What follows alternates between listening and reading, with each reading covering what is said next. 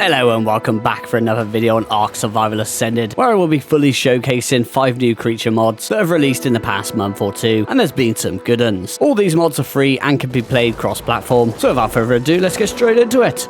Kicking things off, we have the Sky Shroud Drakara from Blue Suko, which will add the majestic beast to your game. And I'm a big fan of this creature, it is an absolute beauty. You'll find them spawning around the mountains, jungles, and also the Sanctuary on Extinction, aka the Great City. The mod will add 3 different variants of Drakara to your game. The Dwarf, which as expected is a smaller variant, the Common, which is a larger variant, and also the Alpha variant, which of course will be a very rare spawn. I did kill one, but it doesn't seem to drop any rewards other than a generic skin, which I could not seem to equip to anything, so I think it would be a nice touch to have the Alpha drop some more loot. They are aggressive, but do have quite a small aggro range, so let's move on to the taming method. They are passively tamed, prefer an exceptional kibble from your final hotbar slot. You will need to bowler it to be able to feed it. Feeding interval after the first feed is quite long, but can be fed more frequently after that. They will attack you a little, but they don't really deal too much damage, especially if you are wearing decent armor like flak. I placed a trap over this one while it was bowlered, and it worked out a treat. All in all, it's a relatively straightforward taming process. Once tamed, you will have yourself a very nice traveling mount, which does not require a saddle to ride. Having a pretty quick base flying speed with the player able to wield their weapons when mounted will make for a very useful mount to aid in taming and dealing damage from afar. Stats wise, both variants do seem very similar, however the Common variant does have a much higher weight stat. Plus the Common variant does seem much faster than the Dwarf, or at least it feels that way to me. It's not exactly the strongest battle mount by any means, however the Common variant's regular bite attack will deal bleed damage, which does look to be the same as the Carno's bleed. The alternate attack will dish out a triple bite attack, which deals slightly more damage than the regular bite, and will also deal a debuff effect, which is different for each variant. The Common Drakara inflicts the Rend debuff, which seems to cause the target to take more damage over time, and the Dwarf inflicts a stamina draining effect for 30 seconds. It does state that it is a life steal, but when I looked into the buff section, it states a stamina drain instead, but I'm not even sure if this works as intended, as my stamina or health was not draining at all while this effect was active, but I'm sure it will all be smoothed out over time. When pressing the crouch key on land, they will perform a very nice cosmetic roar, however when pressing the crouch key when flying will perform an attack mid-air and a barrel roll animation. The attack is slightly different depending on which variant you are using, so the Dwarf Drakara will inflict small amounts of torpor to the target, so it can be useful in knocking out some creatures, although not exactly ideal as it does deal more damage over torpor, so it will most likely kill the majority of creatures unless you feed a carnivore carcasses or use a snow owl to heal the creature. The Common Drakara will inflict a stun/dismount effect to the target for 5 seconds, which will also ground flyers and deal some decent damage too. One thing to mention is that wild Drakaras will use these attacks too, and so will the Alpha, so keep that in mind that you could get stunned and dismounted while fighting them. And surprisingly, they do also have pack buffs, which seems to go up to +2 in a pack. Not sure how useful this will be, but I figured I'd mention it anyway. It does state in the mod description that there will be many more features coming in the future, like a custom saddle, buff calls, diving and latching mechanics, a new taming method, and more species variants, for example an aberrant variant, and more varieties of animations. It's a really cool creature mod and I highly recommend checking it out.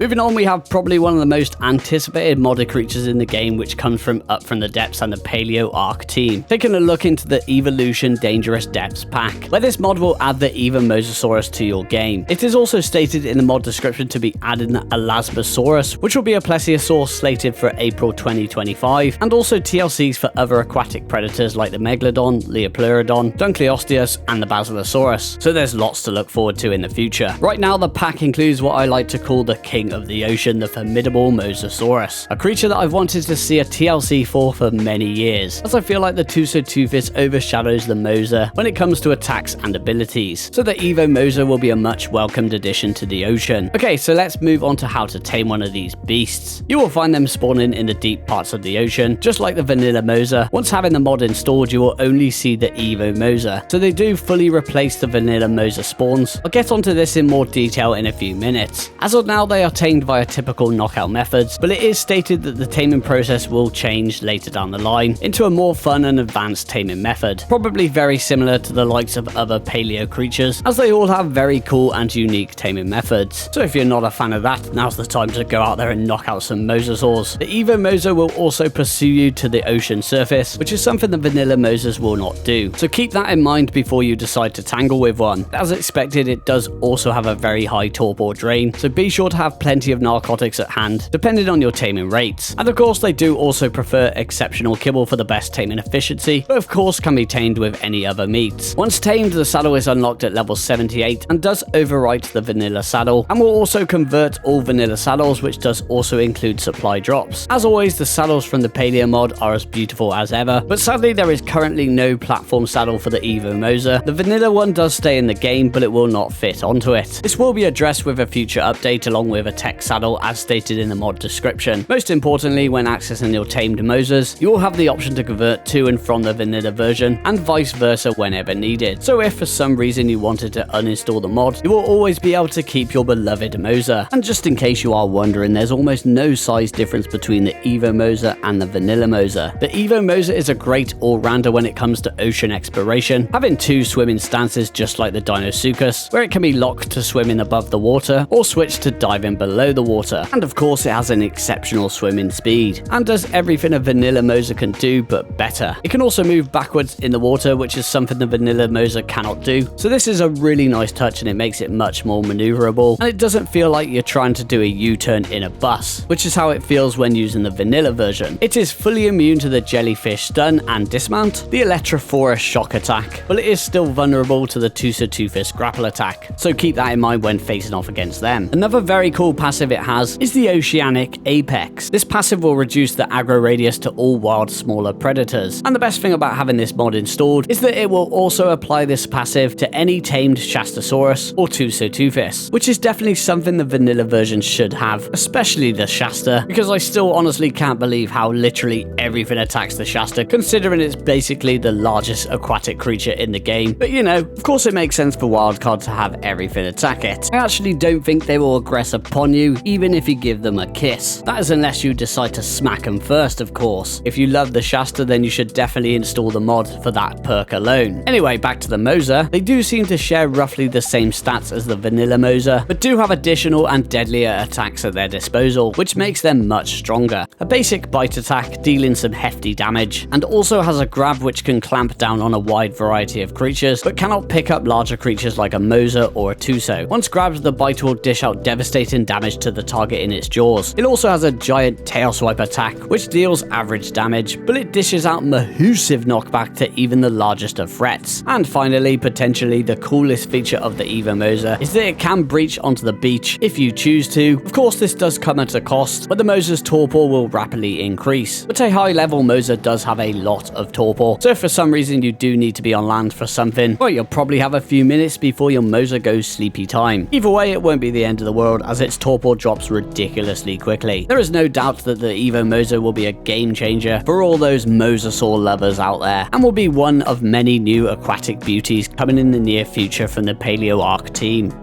Up next, we have the MSVV, wait for it, Skjardastorda. Who knows how to pronounce this name? Because I definitely don't. This beautiful creature comes from Dekard, and I must admit I was super hyped when I saw this guy appear in the mods list, as the Anki is one of my favourite creatures in the game, and this guy is of course a relative of the Ankylosaurus, resembling almost the same appearance but with a few differences. Both are armoured beasts, but the Skjardastorda has a slimmer build but with a longer tail. The regular Anki has tall spikes along its back, whereas the Skjardastorda only really has plates and smaller spikes. So they share spawns with the vanilla Anki and spawn in the exact same locations, so you shouldn't have too much trouble finding one to tame. Also tamed the exact same way via typical knockout methods, preferring regular kibble for the best taming efficiency. Once tamed, it can be saddled up at the same level as the vanilla Anki at level 36. And I'd like to point out that the saddle does look very awesome. If my vanilla Ankis had saddles like this, I'll be wanting to march them into battle all day every day. It shares shares roughly the same stats as the vanilla Anki and also the same attacks. The regular directional tail bash attack and also the secondary bite attack. However, it does deal slightly more damage, though unlike the vanilla Anki, which can use their bite attack while moving,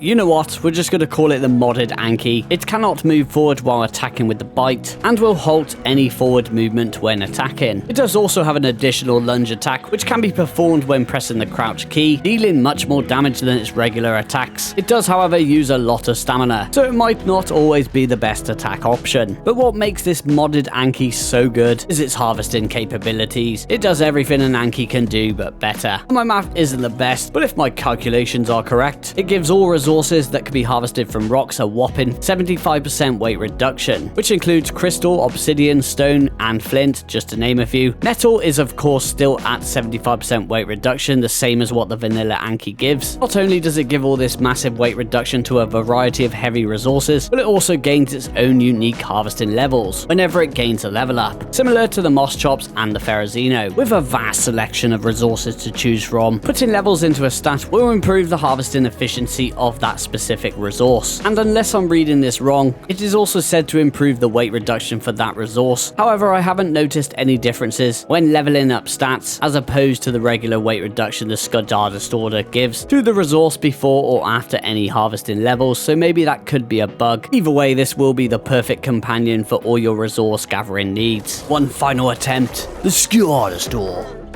Moving away from utility, we have the Spear Crest from the real Shadlos and Blue Zuko. I have never played Path of Titans, but I'm pretty sure this is where this creature originates from. It is a dangerous predator focused on being in the thick of combat, thriving off of electrical synergy, be it from friend or foe. The Spear Crest offers unique mechanics that can always help turn the battle in your favor. They spawn in a variety of locations, including Carnival Islands, mountains, Scorched Mountains, Desert Dome, and the bioluminescent region. And they do also tend to spawn inside each other, so not really sure what that's all about. Tamed via typical knockout methods, although you will most definitely need some very powerful weaponry, ideally a high quality long neck rifle and some trank darts, as it has an extremely quick torpor drain, which you'll need to keep on top of to be able to put it down. Once knocked out, you'll most likely need a good amount of narcotics depending on your taming rates, and it will also prefer extraordinary kibble for the best taming effectiveness. Once tamed, the saddle can be crafted at level 75 from a fabricator,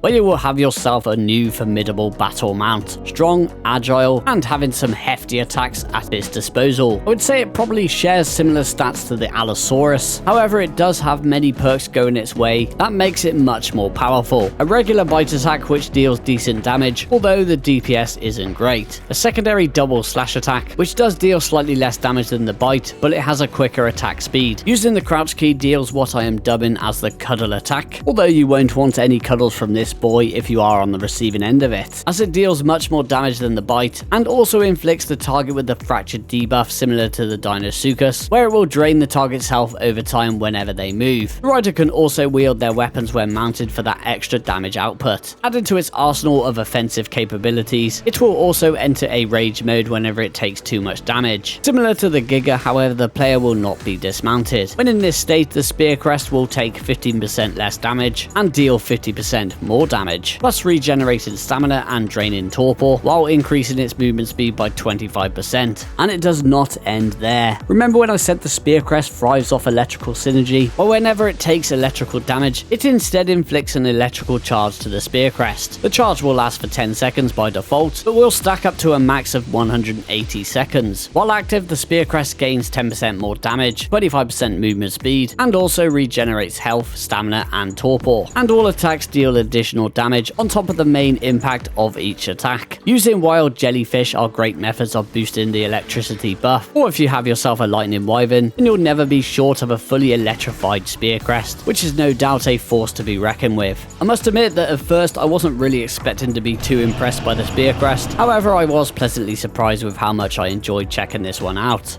And the final creature mod I wanted to chuck in here is unfortunately not all that interesting, but I do believe it is a very important mod to showcase. This is the Mayguana Everywhere mod from Eclipse Modding. So as the Mayguana is not a modded creature, I won't be diving into its abilities and all that here. I do have a top 10 creatures to tame video for Astraeus already up on the channel if you wanted to know more about it. Link will be in the description of the video and in a pinned comment. So basically the Mayguana will only naturally spawn on the new paid DLC map of Astraeus. So if playing on official servers, you will have to buy the map to be able to access the Mayguana. However, being as the Mayguana is not physically stuck behind a paywall, this mod can be installed in single player games and unofficial servers for everyone to enjoy, without having to purchase the DLC map of Astraeus. The mod will allow the Mayguana to naturally spawn on all other maps, spawning in the jungles, the green desert on Scorched Earth, the bioluminescent region on Aberration, and finally the sunken forest on Extinction. The creature is fully vanilla and unedited, and is hands down the best and quickest way to traverse any map in ARK, which is why I wanted to put it down here on this list. And that is also going to be the end of the video. I do always aim to pick the highest quality of new creature mods possible when I make these videos, so I do hope the video was helpful in you discovering some more new, cool and unique creature mods to use. If it was helpful in any way and you found yourself enjoying the video, please don't forget to like, comment, share and subscribe for more, and I'll catch you all in the next one. Take care. Goodbye.